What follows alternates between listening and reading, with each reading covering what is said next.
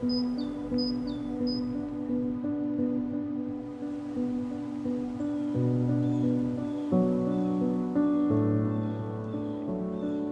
try and start every project with a design idea.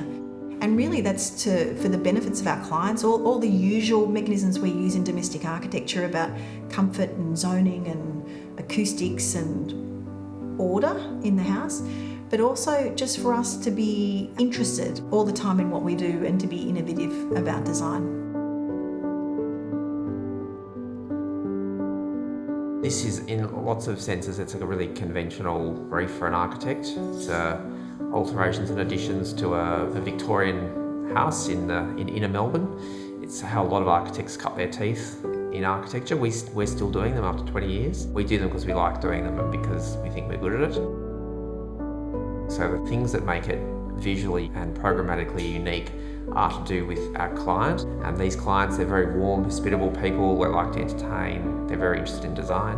And then there are other things which are the physical characteristics of the site, which is dominated by an enormous oak tree. Which we thought was beautiful. I mean, the house has gone on in our practice to be known as Oak Tree House. But it's always present. Maybe not so much in this part of the house, but when you're in the outside courtyard, when you're on the first floor, and when you're sitting low in that living room space. And I think sitting lower, surrounded by garden, then you actually have these opportunities to look up and enjoy that tree. So it's very present. Even present when you're in the backyard and you start to feel the dappled light of that canopy. So I think when we were looking at it, we're thinking, okay, well, how do we inhabit this site? So we wanted to make the front really relevant. We wanted to make the back really complementary. That consequently led to the development of a courtyard, which basically animates the front of the house as well as the rear of the house. So I guess in terms of our principles, it was actually about a process of abstraction and a way of managing ornament, which pulls the whole building visually into a single object. And this one draws on some old things we've done, but there are some really new things about this house, which I think you can see in the saturation of the texture and materiality and colour. So I think finding a supportive client meant that we could actually try some things out which we could develop in this project. The fact that they trusted us to do that makes for a very special relationship. They weren't prescriptive, and they were really happy for us to be innovative over it. Overwhelmingly, the kind of hospitality of these clients was what struck with us, and I think the end result is really everything comes back to being centralised around the kitchen.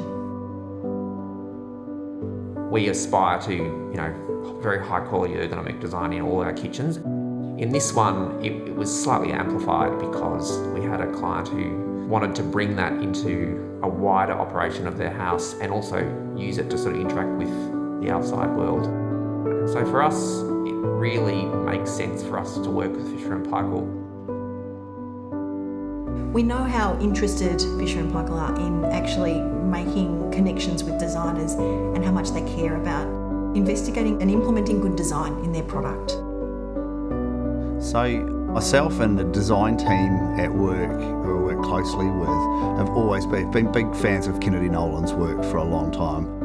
And I think it's, goes without saying that they're one of the best in the industry. So it was fantastic to get this opportunity from Kennedy Nolan to say, we've got this project coming up. They shared a little bit of information around what they required for it, and I quickly saw there was more opportunity to bring one of these new black freestanding range products that would suit the colour scheme really well.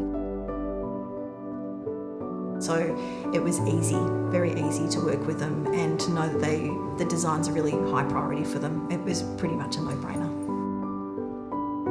I think the thing about this project which I enjoy the most is it represents some innovation in our practice. So it represents something new.